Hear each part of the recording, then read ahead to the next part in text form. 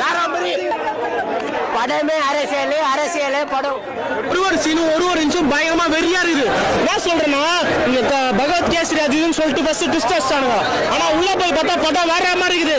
ஒரு 1.5 மாசத்துக்கு full show அப்படி ஓடும் போது அந்த அளவுக்கு வெறியா இருக்குது. நல்ல ஃபேனு. ஆனா உள்ள போய் ஃப்ரேம்லாம் பார்த்துட்டு வெறி ஆயிட்டேன். அந்த அளவுக்கு வெறியா ஒரு கமர்ஷியல் படம் ப்ரோ. செம்ம ஹிட் ப்ரோ. அவ்வளவுதான் ப்ரோ சொல்லணும். ஜாலி எல்லாருமே கேசரி தான் என்ன பண்றது மஜாவா இருக்குது.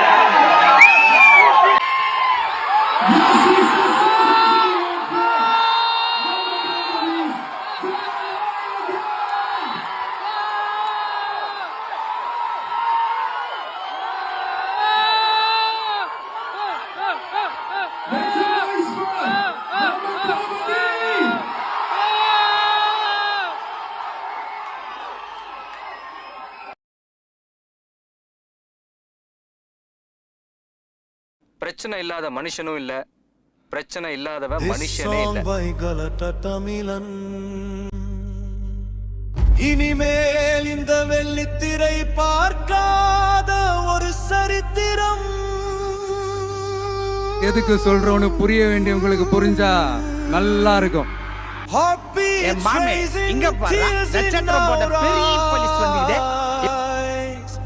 நம்மை ஆண்ட நாயகனின் கடைசி அத்தியாயம்.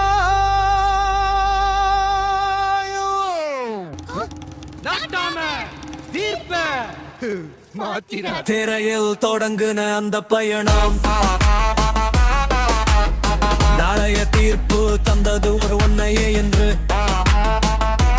நீதா மக்களோட அதிபதி எப்போதும் உன் ஸ்டைலில் நீ கெத்தாக கடந்த பாதை அது என்றும் ஒரு சரித்திரம் அது என்றும் எங்கள் நெஞ்சில் நிற்குமே உந்தன் முகமே என்ன ராஜேந்தர் ஐயா புத்தி சொல்றதுல அவங்களை யாரும் அடிச்சுக்க முடியாதுல்ல ஜனநாயகன் one last time கை தட்டட்டும் இந்த லண்டன் என்றும் நீதான் எங்கள் தலைவன் கத்தி போல கூர்மையான உன் பார்வை மாஸ்டரா நீ கொடுத்திட்ட எழுச்சி போர்வை முடிஞ்சா என்ன கொன்னுரு இல்லன்னு வச்சுக்கேன் நான் உன்னை கொன்றுவேன் கை கெட்ட தின்பம் பூலொண்டெங்கிற நீதான் எங்கள் தலைவன்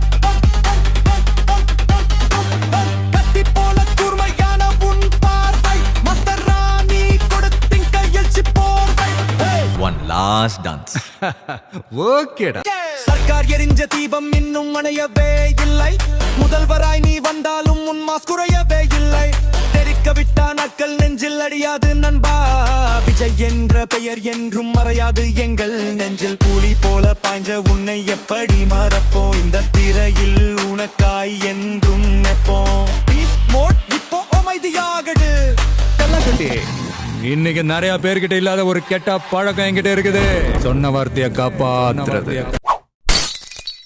நம்ம ஒன்று செய்யணும்னு நினைக்கிறோம் பார்த்தா நம்மளுக்கே ஒன்று செஞ்சிடறாங்க